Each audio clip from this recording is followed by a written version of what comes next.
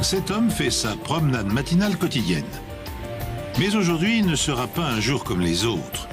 Son chien va déterrer non seulement un crâne humain, mais aussi un passé qu'un tueur pensait enfoui à jamais. Voilà quelqu'un qui narguait la société en disant qu'il s'en était tiré à bon compte. Mais il allait bientôt être rattrapé par le système. On ne savait pas s'il était parti à l'étranger, entré dans la clandestinité, ou s'il ne voulait tout simplement pas qu'on le retrouve. On n'a droit qu'à un seul essai en médecine légale. On ne peut pas revenir en arrière, remettre le corps en place et le déterrer de nouveau. Tout était pratiquement intact. C'était comme faire passer une radio à une personne vivante. Même à ce stade, il prétendait que c'était un coup monté par la police. On aurait dit quelque chose tout droit sorti d'un film. Ce crâne était étroit et très allongé, et je me suis dit que ça pouvait être Harvey. Il était vraiment sûr de s'en tirer, que tout finirait bien pour lui. Entre lui et nous, ça allait être un combat à mort. Bonjour, je suis heureux de vous accueillir pour ce nouvel épisode des Enquêtes Impossibles, la série qui vous révèle, comme aucune autre, les coulisses de l'expertise criminelle. Lorsqu'un crâne humain est découvert sur une plage, enfoui dans une dune de sable, la police pense naturellement être en présence d'un homicide.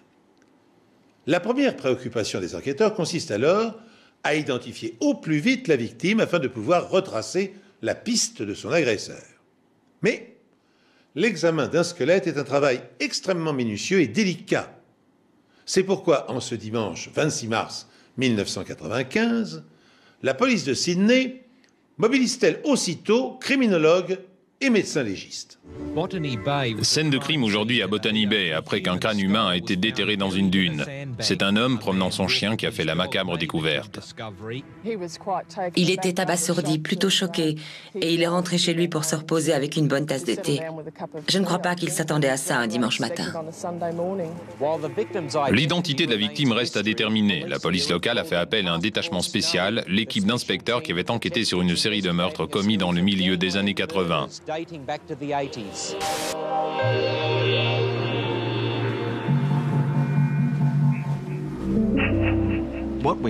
On avait là une scène de crime.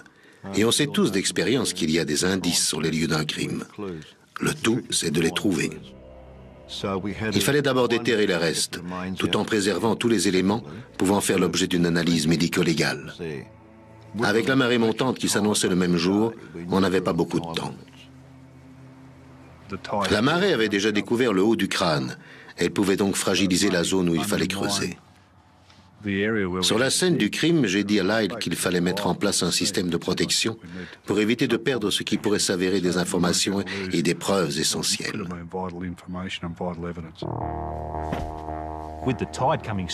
En montant aussi près du crâne, la marée aurait très bien pu l'emporter. On a donc érigé un mur de protection avec des sacs de sable autour du squelette. Et on a stabilisé la zone en rajoutant du sable tamisé. On n'a droit qu'à un seul essai en médecine légale. On ne peut pas revenir en arrière, remettre le corps en place et le déterrer de nouveau. Il est impératif de s'occuper de tout dès le départ. On aurait pu retrouver des douilles, des balles, un élément révélant l'identité de la victime, comme un portefeuille dont se seraient débarrassés les tueurs ou bien l'arme du crime. Il fallait être sûr qu'on ne passe pas à côté d'une preuve. Le squelette se trouve à environ 1,5 m de profondeur sous le talus. Actuellement, des membres de l'équipe de secours et un conducteur de tractopelle dégagent la végétation sur le haut du talus.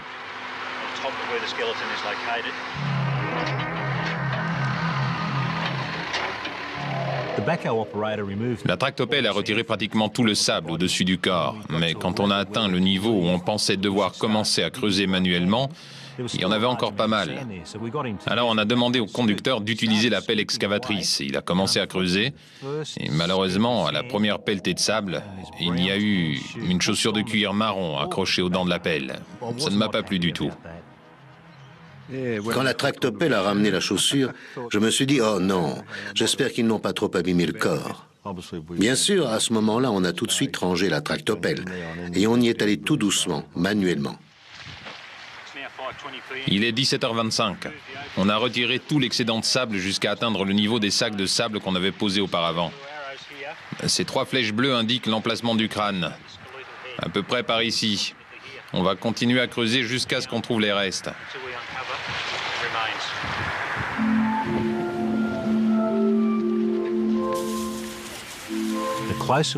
Au fur et à mesure qu'on se rapprochait du corps, on utilisait des outils de plus en plus petits. On a fini par se servir de pinceaux et de cuillères pour retirer le sable recouvrant les restes sans les abîmer. Il est maintenant 20h25, nous sommes le dimanche 26 mars 1995.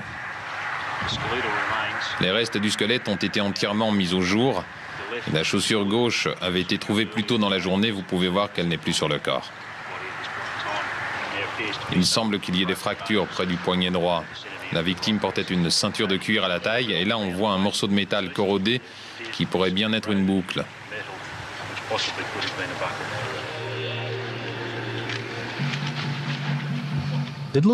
On aurait dit quelque chose tout droit sorti d'un film, sauf que là, c'était bien réel. 1,89 m avec la tête dans cette position. On est arrivé à creuser sous le corps.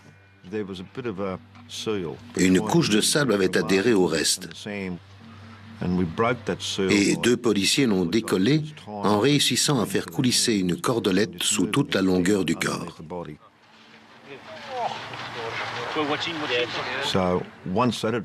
Ensuite, on a placé une civière sous le squelette. C'est bon, ça passe. Attention au niveau du bassin. J'étais très inquiet quand on a commencé à glisser la civière sous le corps. Tout s'est mis à bouger, le sable a commencé à s'effondrer, j'avais peur que ce soit un échec. Mais au fur et à mesure qu'on avançait, ça se mettait en place de mieux en mieux. Et finalement, ça a marché.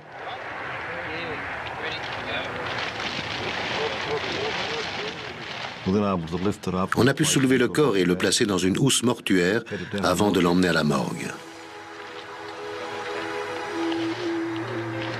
À ce stade, tout ce qu'on avait, c'était les restes d'un squelette humain, encore partiellement vêtu. Rien de plus. L'examen d'un squelette fournit aux experts une foule d'informations. Il permet de déterminer l'origine, le sexe, l'âge, l'état de santé et même le milieu social de la victime.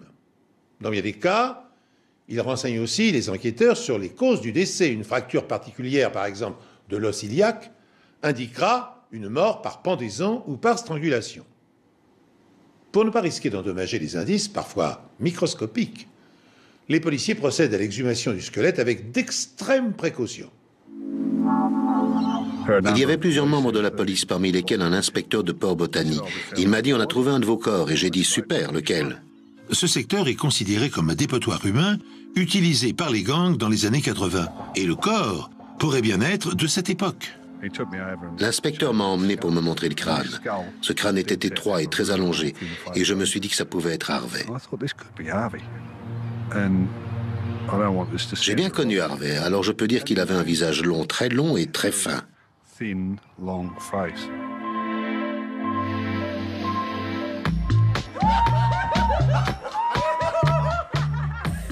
Harvey Jones était un petit délinquant, un simple voleur qui aurait bien aimé être un vrai gangster. Toujours bien habillé, toujours impeccable, avec un tas de bijoux clinquants. Il aimait le jeu et la boisson. C'était un minable, mais toujours tiré à 4 épingles.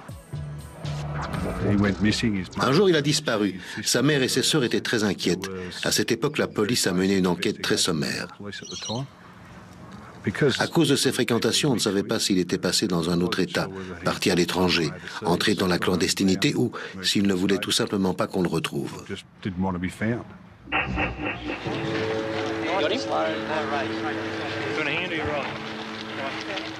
Il nous fallait une identification formelle des restes humains.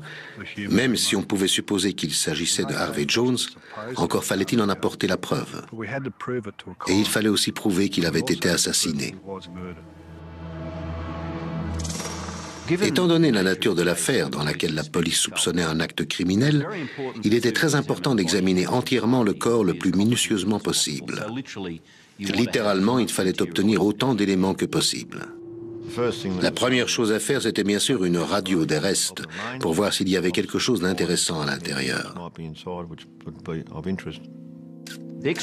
Sur la radio, on a vu de minuscules corps étrangers, des fragments de métal qui pouvaient correspondre au revêtement d'une balle. Et les deux balles qu'on a retrouvées étaient très abîmées. Mais il était clair qu'elles avaient été tirées sur ce corps.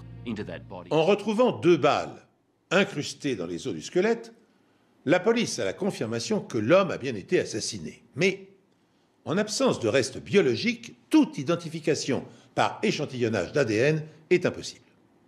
La victime est-elle ou non Harvey Jones, le malfrat de ciné qui aimait se pavaner dans les boîtes de nuit?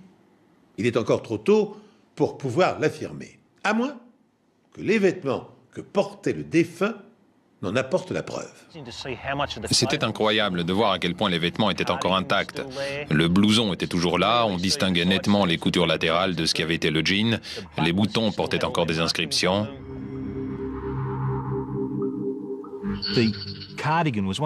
C'était un de ces blousons avec des pièces en cuir intégrées et on pouvait voir leur emplacement. Le tissu en nylon, l'entoilage et la doublure étaient intacts.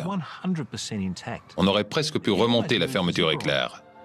Quand la disparition de Harvey avait été signalée en 1983, on nous avait dit qu'il portait un t-shirt d'une marque bien précise, Fus, F-U-S. Il l'avait acheté à l'étranger, au Qatar plus précisément. C'est sa sœur qui le lui avait envoyé. Mais ce n'était pas concluant. On ne peut pas se fier aux vêtements en eux-mêmes. Les gens peuvent en changer, il existe toujours plus d'un exemplaire d'un même t-shirt. On ne pouvait rien en conclure, il fallait aller plus loin. On s'est dit qu'on commencerait le processus d'identification par le dossier dentaire. On a donc demandé au dentiste s'il avait le dossier d'Harvey. Comme il avait dépassé la durée légale de conservation de 7 ans, il l'avait détruit. Alors j'ai dit au détective qu'on pourrait procéder à une superposition vidéo. Voilà, l'articulation est bien centrée par rapport à l'emplacement des dents. Ils m'ont donné une photo de Harvey où il souriait. On voyait bien ses dents. On avait donc un élément de comparaison pour les dents sur le crâne.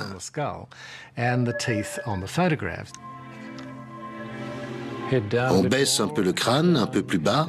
Encore, encore. Ça va être bon. On y est presque maintenant. On utilise donc 2 caméras de télévision pour superposer les dents sur la photographie et la dentition du crâne. On commence par la prémolaire côté gauche, on passe à la canine qui est d'ailleurs étrangement usée, puis à l'incisive latérale qui est d'ordinaire beaucoup plus petite. On arrive aux incisives centrales formant un V au milieu à cause d'une cassure, puis à l'incisive latérale droite. Ensuite, on regarde le profil des tissus mous sur le reste du crâne pour voir si ça correspond. De la droite vers la gauche, le contour de l'orbite, la position de l'œil, puis du côté gauche, le profil osseux. On reconnaît sur les tissus mous la position de cette imposante masse osseuse au-dessus de l'œil. Quand ils ont superposé les 2 images, on a vu que c'était Harvey, ça sautait aux yeux. C'était assez déconcertant et assez terrifiant, un peu comme dans un film d'horreur quand le visage se décompose et qu'il ne reste plus que le crâne. C'était comme voir surgir le visage d'Harvey hors de son crâne. À ce stade, on avait la première identification formelle, pouvant être examinée en détail dans n'importe quel tribunal, prouvant que le corps qu'on avait déterré était bien celui d'Harvey Jones. Mais qui a tué cet homme de 29 ans, 12 ans auparavant? La police est en possession d'autres preuves cruciales, des preuves qui vont leur permettre de traquer le tueur. C'était une très belle photo.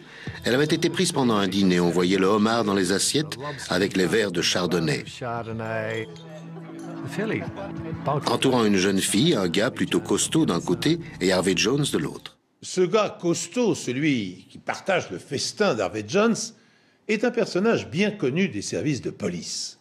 C'est Neddy Smith, le plus célèbre gangster des années 80. Né en 1944 d'une mère australienne et d'un père militaire américain qu'il n'a jamais connu d'ailleurs, c'est un homme redoutable et redouté. Une question se pose dès lors aux enquêteurs. Smith est-il impliqué d'une manière ou d'une autre dans la fin tragique de Jones? Neddy avait une carrière de criminel. Il avait déjà de nombreux antécédents de vol, agression, vol à main armée. C'était un homme corpulent. Le seul moyen de le maîtriser aurait été de le frapper fort derrière la tête. C'était une personne très violente, mauvaise, vraiment quelqu'un d'ignoble. Mais Neddy Smith a des amis très puissants. Il disait lui-même qu'il était impliqué dans la corruption policière à grande échelle. Il avait le feu vert pour commettre des vols à main armée et participer au trafic de drogue. Ce gars était effectivement à l'abri des balles. Il pouvait faire tout ce qu'il voulait dans la ville, absolument tout.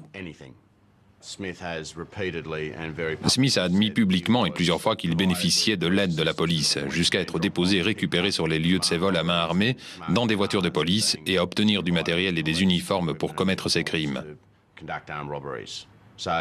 Il connaissait donc les bonnes personnes.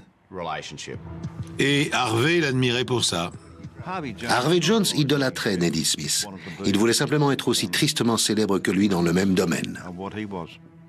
Harvey Jones était un escroc plutôt médiocre dans le milieu. Il gagnait sa vie en tenant une maison close à Homebush. À une époque, il a été vendeur de voitures d'occasion. Il avait une forte personnalité, c'était un homme grand et maigre, il aimait aller se pavaner dans des pubs. Il portait toujours plein de bijoux en toque, très voyant.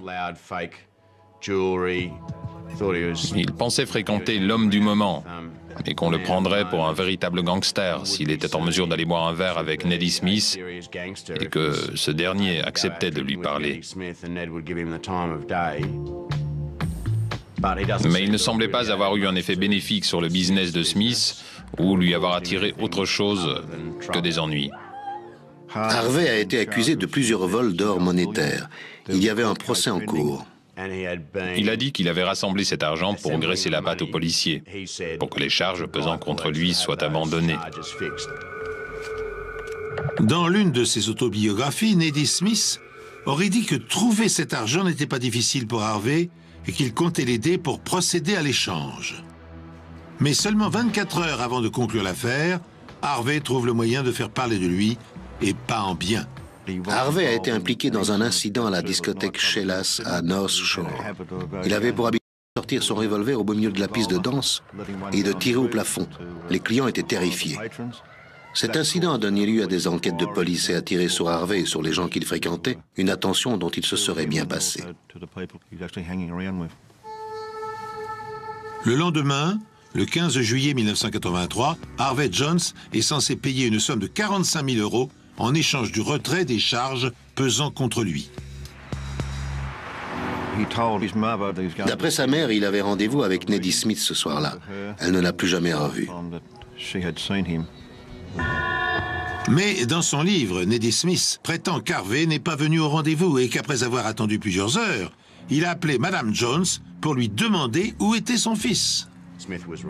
Quelques jours plus tard, Smith a officiellement déclaré qu'il avait contacté la mère d'Harvey parce qu'il se faisait du souci pour lui. Personne ne l'avait vu, n'avait eu ses nouvelles ou ne savait ce qui lui était arrivé. C'était une de ces enquêtes qui mènent à une impasse. Mais en dehors de ceux qui le connaissaient personnellement et qui avaient remarqué son absence, la disparition de Harvey Jones n'a pas vraiment provoqué d'inquiétude. Au cours des années suivantes, disparitions et meurtres dans le milieu s'emparent littéralement de la scène publique. La police de Sydney recherche les truands qui ont assassiné Barry Croft, 49 ans. Les coups de feu ont été tirés peu avant 19 h, au beau milieu de la foule. Ça aurait pu se produire à bien d'autres endroits, mais la pègre préfère agir à découvert. Le corps criblé de balles de Barry McCann a été découvert à 6h30 ce matin par un agent d'entretien municipal. C'est l'œuvre d'un tueur professionnel. La police a retrouvé plus de 20 douilles sur les lieux. Le corps de Sally Ann Huckstep a été repêché aujourd'hui dans un bassin de Centennial Park. Michael Daniel Chubb rentrait chez lui après s'être acheté un fish and chips pour le déjeuner quand le tueur a frappé.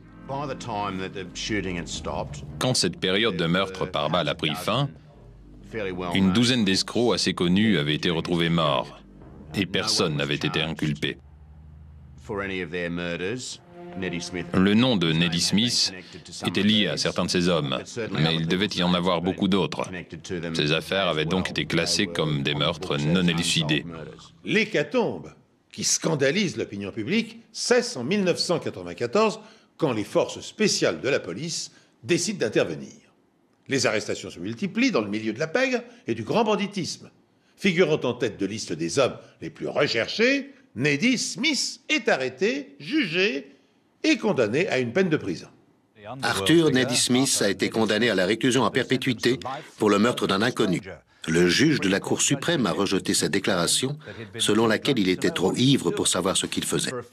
Un homme qui était sûrement le tueur le plus célèbre de la ville venait de commettre un faux pas à cause de sa conduite agressive. Neddy Smith a effectivement poignardé Ronald Flavel au ventre sur Coogee Bay Road. L'altercation a éclaté quand le conducteur de la dépanneuse a fait un appel de phare à la voiture dans laquelle se trouvait Smith. Aujourd'hui, le juge McInerney a condamné Smith, qui purge déjà une peine de 13 ans de prison pour vol à main armée, à la réclusion à perpétuité. Le moment critique était arrivé. Smith a été condamné à la prison à vie. Mais il avait encore le droit de demander sa mise en liberté conditionnelle, ce qui ne voulait pas dire qu'on la lui aurait accordée. Mais il pouvait la demander, et là, tout pouvait arriver. Neddy Smith met à profit les 3 premières années qu'il passe seul dans une cellule pour écrire un livre qui devient aussitôt un best-seller.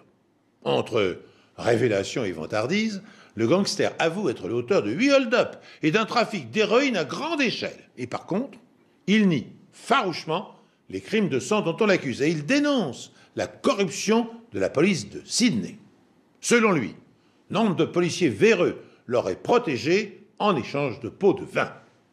Le livre connaît un tel succès qu'il est bientôt adapté à la télévision sous forme de série policière qui est diffusée à travers tout le pays. Dans les années 80, tandis que le prisonnier commence la rédaction d'un second livre de souvenirs, un détenu vient partager sa cellule. Et ce petit événement va tout changer.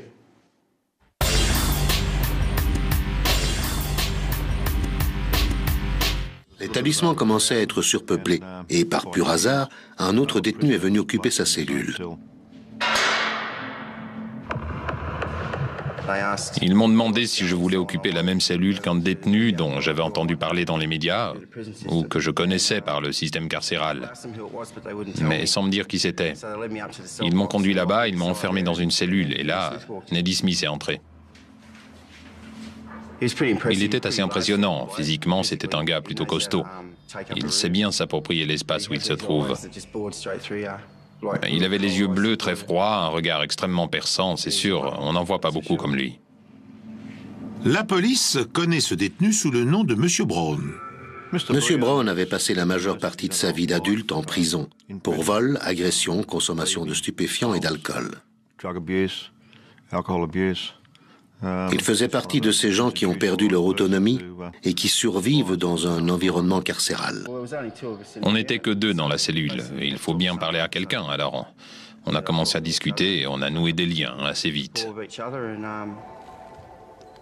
À l'époque, il écrivait un livre et il s'est mis à me raconter certaines choses qu'il avait faites dont il pouvait parler dans son livre et d'autres qu'il valait mieux ne pas mentionner, parmi lesquels plusieurs meurtres. Des meurtres très violents, assez barbares. À ce moment-là, j'avais déjà passé pratiquement 20 ans en prison, mais là j'ai eu peur parce que je savais que c'était vrai. On entend des tonnes d'histoires en prison et c'est souvent des bobards, mais ce gars-là, on savait qu'il ne plaisantait pas. Neddy a commencé à se vanter auprès de lui de meurtres qu'il aurait commis. Et notre informateur était plutôt écœuré de la manière dont il lui parlait de ça. Froidement, sans montrer aucune pitié. Il m'a parlé d'un meurtre en particulier. J'en ai fait des cauchemars ensuite. C'est là que je me suis dit qu'il était plus qu'un simple criminel. Et que je pouvais peut-être faire quelque chose. Alors j'ai contacté la police et l'opération a commencé. Avec la coopération de M. Brown, on a pu enregistrer de nombreuses conversations sur toutes ces affaires de meurtre non résolues, grâce à un magnétophone autorisé en cellule, mais relié à un système d'écoute.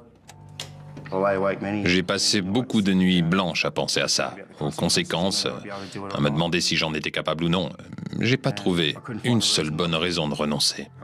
Je crois que Smith avait mentionné 14 meurtres au total. Certains liés au grand banditisme, certains à des arnaques entre dealers, d'autres étant des actes de vengeance. Parmi ces derniers figure le meurtre de Harvey Jones.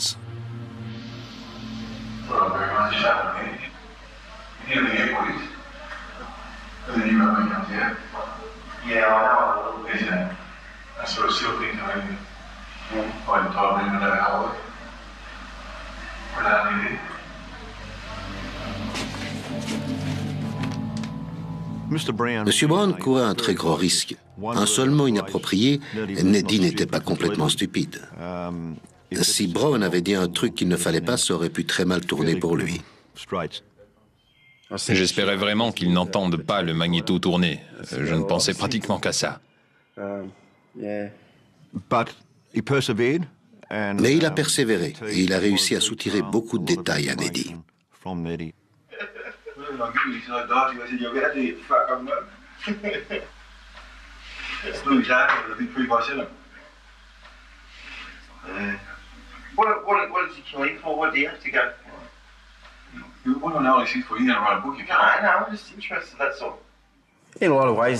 pas mal de raisons, j'avais l'impression qu'il avait tué Harvey uniquement parce qu'il n'arrivait plus à le supporter. Je ne connaissais pas Harvey, mais il me paraissait être un joyeux fêtard, qui exagérait quelquefois, mais qui ne méritait sûrement pas de mourir uniquement parce qu'il avait contrarié quelqu'un. Mais c'était comme ça à l'époque. Pour reprendre ses propres termes, Neddy dit dans son livre que la plupart des grands criminels ont couru à leur perte parce qu'ils parlaient trop, qu'ils révélaient trop de choses aux autres. Et là, il était tombé dans le même piège. Les enregistrements à eux seuls nous auraient permis d'inculper Neddy sur le champ. Mais ça aurait été plutôt stupide d'agir comme ça. Parce qu'avec un dossier qui repose seulement sur une confession, on ne va pas bien loin, on perd simplement son temps. Il n'y aurait rien eu de pire que d'inculper Neddy, puis de le voir ressortir libre. Ce qu'il faut trouver, c'est un corps. Pendant des mois, les enquêteurs fouillent le périmètre mentionné par Neddy sur les enregistrements. J'ai survolé la zone, je l'ai parcourue en voiture, je l'ai traversée à pied. À la fin, je la connaissais par cœur, mais je n'avais pas trouvé Harvey Jones. Et c'est un homme promenant son chien qui l'a trouvé. J'ai vu aux infos qu'un homme qui promenait son chien sur la plage de Botany avait trouvé des restes humains. C'était l'endroit dont Neddy m'avait parlé. Je me suis dit, je parie que c'est Harvey Jones. La première chose que je me suis dite, c'est « ça, c'est un dossier de Ned ». Et Neddy leur avait lancé un véritable défi.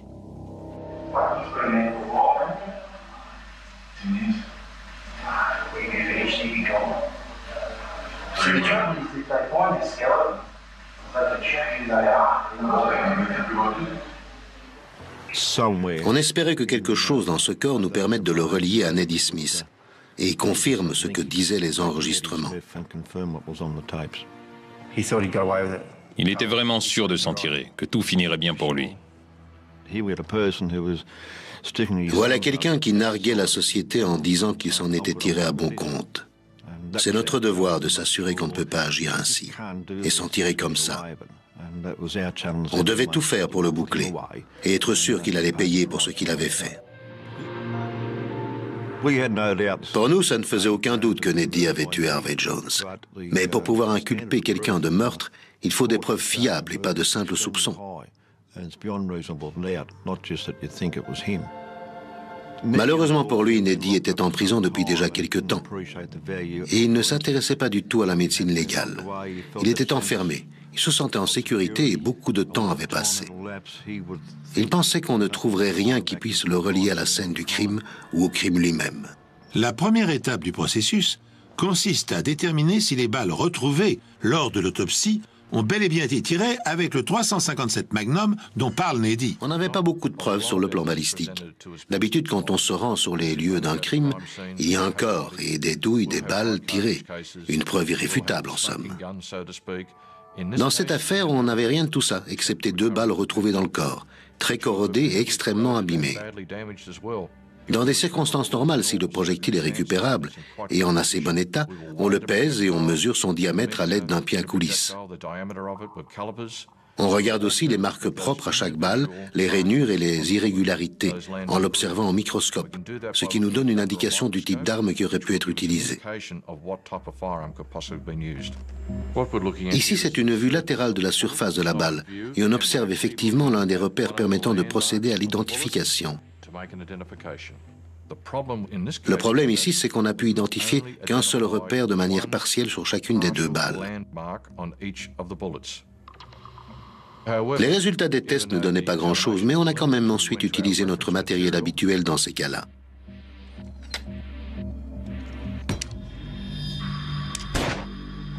On a tiré des balles avec différentes armes de notre collection et on a conclu que les deux balles avaient bien été tirées avec un 9 mm, un 357 Magnum. Certes, le calibre de l'arme utilisée pour tuer Harvey Jones coïncide avec celui de l'arme appartenant à Nellie Smith, mais les revolvers 9 mm, qui pour les tueurs ont l'avantage sur les pistolets de ne pas laisser de douille sur les scènes de crime, sont d'un usage courant dans les milieux du grand banditisme. Pour confirmer le lien entre les deux armes et utiliser cette preuve devant la justice, les experts de la police scientifique doivent encore peaufiner leurs analyses. Les radios nous ont beaucoup aidés. Elles ont montré une fracture au niveau des côtes, sans aucun doute le résultat d'une blessure par balle. Il y avait de minuscules fragments de balles sur le pourtour de la fracture, indiquant qu'une balle était entrée dans la poitrine, probablement par l'avant, et avait selon toute probabilité touché le cœur ou les poumons. Pourtant, ça n'est pas suffisant pour l'équipe d'inspecteurs menée par John Laycock. Pour eux, il faut encore davantage de détails et de précision.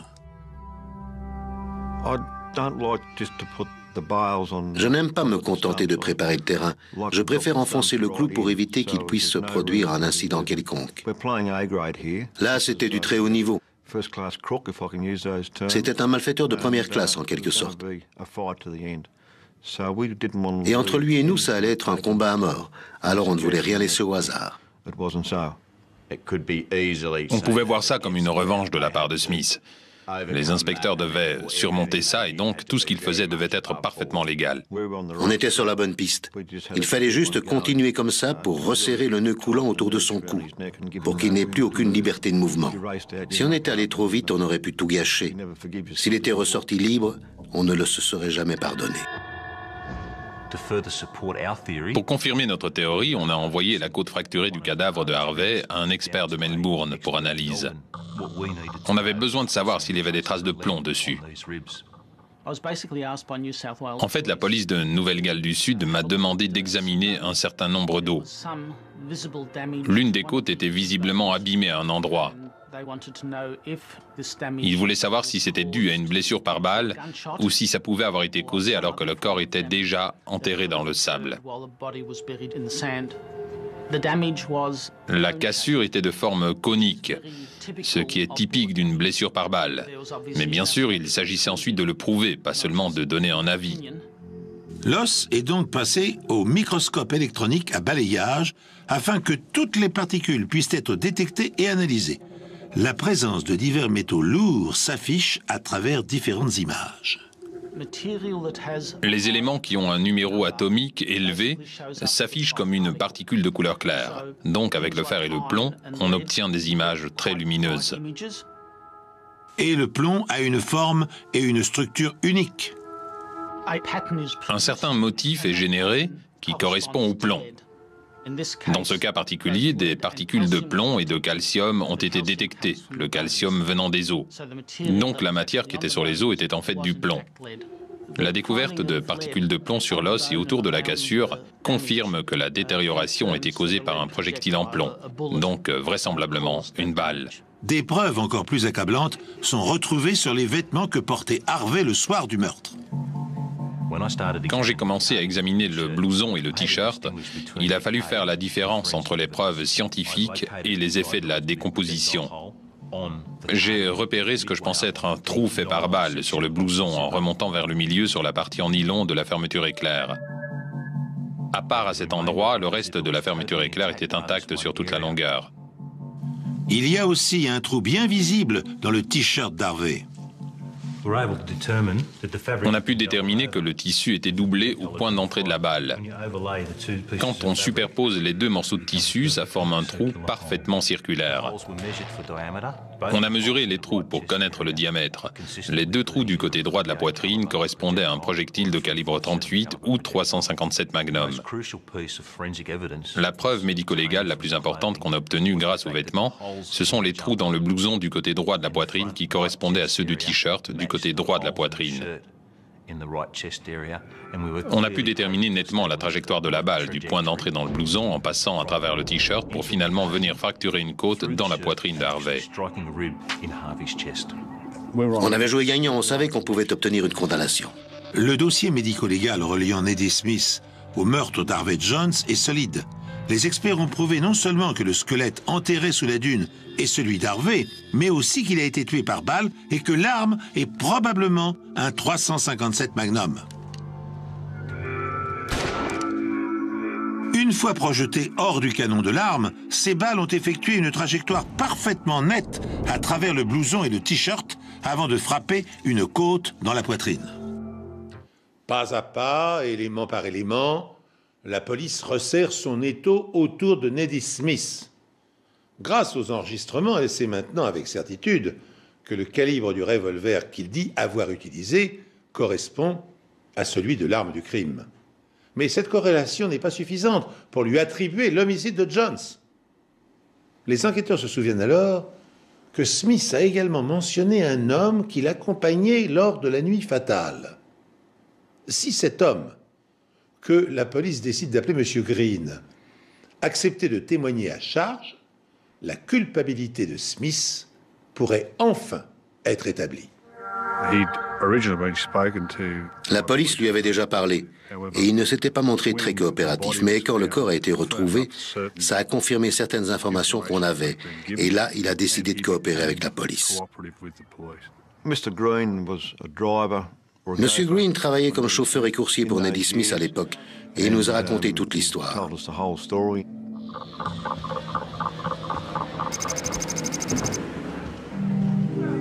D'après M. Green, le 15 juillet 1983 au soir, il s'est rendu à l'hôtel Star à Alexandria, où il a retrouvé Neddy Smith et Harvey Jones. Dans la discussion, ils ont évoqué le fait que M. Green avait une affaire à traiter ce soir-là. Donc ils sont tous montés dans un fourgon et Neddy les a guidés jusqu'à un endroit aux alentours de Botany.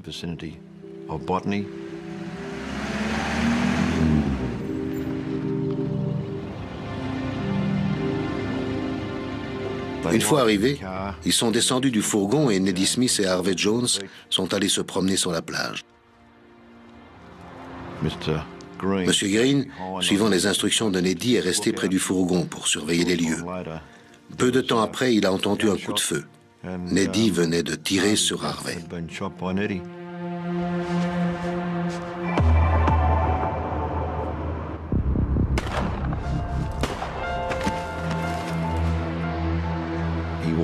Monsieur Green a marché jusqu'à la plage et a vu Harvey étendu par terre. Neddy se tenait au-dessus de lui, une arme à la main. Ensuite, Neddy a ordonné à M. Green de creuser un trou dans le sable, ce qu'il a fait à l'aide d'une pelle récupérée dans le fourgon. Il a creusé un assez grand trou. Ils ont mis le corps d'Harvey Jones dedans, ensuite ils sont partis. Ils sont retournés à l'hôtel Star et ont continué leur petit train-train.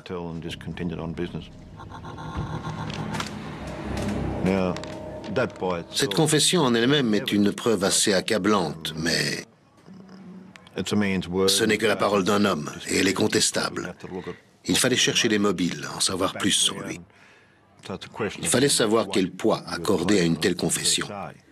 Mais ajouter au dossier constitué des enregistrements de la scène du crime, les analyses médico-légales, ça permettait de relier tous les éléments et dans un tribunal, Ned aurait été incapable de repérer une faille dans le raisonnement. L'individu au passé mouvementé bien connu à Sydney, Neddy Smith, est arrivé au tribunal inculpé du meurtre d'une personnalité du milieu il y a de cela 15 ans. Arthur Neddy Smith arrive sous bonne escorte au tribunal. Il va être jugé pour le meurtre du propriétaire d'une maison close, Harvey Jones. Cela fait 15 ans, jour pour jour, que ce dernier a été assassiné de 2 balles dans la poitrine, avant d'être enterré dans une dune près de Botany Bay. La police affirme que Smith aurait attiré Jones à la plage pour lui soutirer 45 000 €, soi-disant destinés à l'inspecteur corrompu Roger Rogerson, en échange du retrait de charges retenu contre Jones. Son corps n'a été découvert que 12 ans plus tard. Les avocats de la partie civile affirme que Smith a confessé le crime dans un enregistrement effectué à son insu où il se vante d'avoir échappé à la justice. L'avocat de la défense a consenti sans protester à ce que ces enregistrements soient présentés comme preuve. L'unique défense de Neddy était donc de dire qu'il se vantait, qu'il avait menti ou quelque chose de ce genre. Son explication était de dire qu'il avait raconté n'importe quoi. Pour quelqu'un qui inventait des histoires, c'était assez précis et détaillé quand même. Il a dit qu'il l'avait testé, M. Brown, qui lui avait raconté son histoire pour voir si elle lui reviendrait par le bouche à oreille dans la prison, et il a affirmé que c'est ce qui s'est passé. Coup de théâtre aujourd'hui dans la salle d'audience lorsque le tueur présumé, Neddy Smith, s'est retrouvé face au compagnon de cellule qui l'a dénoncé. Quand j'y repense, je me dis que c'est sûrement l'une des choses les plus difficiles que j'ai jamais faites. Mais à l'époque, ça me semblait très simple, très facile. Juste avant d'entrer dans le tribunal, j'étais très nerveux, comme tout le monde, je suppose, de devoir parler en public. Mais une fois dans la salle d'audience, ça n'avait plus d'importance, sûrement parce que je disais la vérité.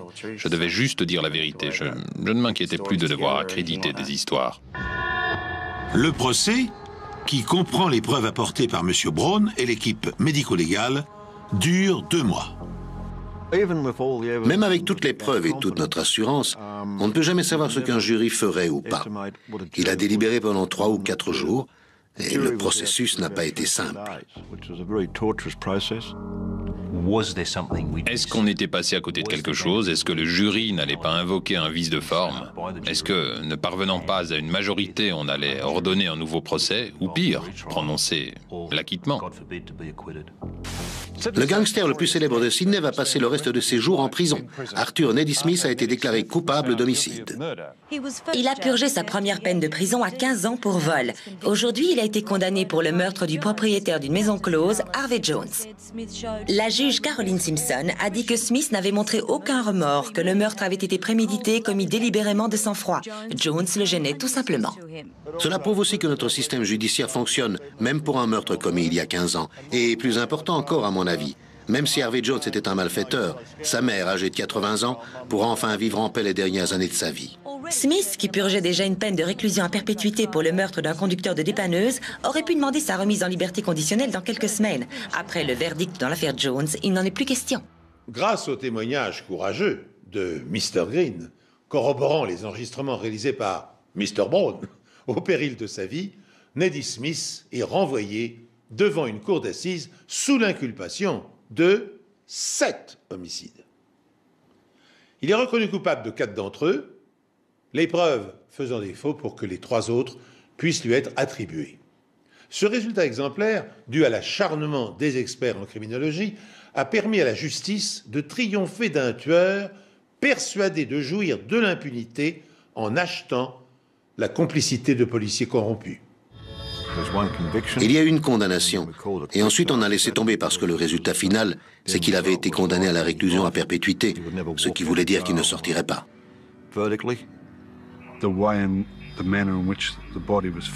La manière dont le corps a été retrouvé, le lieu où il a été retrouvé, les blessures par balle, tout confirmait ce que Neddy avait avoué, et on pouvait prouver tout ce qu'il avait dit. Voir un jury convaincu sans le moindre doute que Neddy avait assassiné Harvey, c'était l'une des meilleures sensations que l'on puisse ressentir en tant qu'enquêteur. Ce n'est pas à la police de condamner quelqu'un, on se contente de donner les preuves au jury. Et dans cette affaire, on avait réussi à convaincre le jury que Neddy Smith avait tué Harvey. On a tous levé le bras en signe de victoire. On s'est félicité mutuellement et ensuite on est allé fêter ça. On était soulagés. On a joué contre l'un des meilleurs de l'équipe adverse en son temps et on a gagné. Mais pour John Laycock, la quête et la lutte continuent. Je dirais qu'il y a encore au moins 2 cadavres à Port-Botany. Ce sont des victimes des tueries entre gangs dans les années 80. Et je ne serais pas surpris s'il y en avait d'autres. On n'a pas encore renoncé. Avant de refermer cette longue enquête, qui est aussi l'une des pages les plus sanglantes de l'histoire de la criminalité australienne, je tiens à vous apporter 2 informations complémentaires. Sachez donc tout d'abord qu'Eddie Smith avait épousé une certaine Debra, qui lui avait donné 6 enfants. Ayant divorcé au moment de la première incarcération de Smith, Debra avait dû abandonner la vie princière qu'elle menait pour devenir femme de ménage. Cependant, et en dépit de ses difficultés, Debra a toujours vanté les qualités paternelles de son ex-mari. Jamais elle n'a cessé de prendre sa défense, et elle continuait de se rendre chaque week-end au parloir de la prison accompagnée de ses enfants. Bel exemple de fidélité et d'abnégation, vous en conviendrez. Sachez aussi que Neddy Smith a été frappé par la maladie de Parkinson dès l'âge de 36 ans, ce qui est rarissime. Lourdement handicapé, souffrant de troubles de la vision, de douleurs multiples, de paralysie, le gangster le plus redouté d'Australie donne aujourd'hui l'image d'un homme détruit, à jamais terrassé par un mal impitoyable. La justice des hommes, ou celle de Dieu, emprunte parfois des voies insoupçonnées. Merci d'avoir suivi cette émission en notre compagnie. Rendez-vous prochainement sur cette antenne pour un nouvel épisode des Enquêtes Impossibles.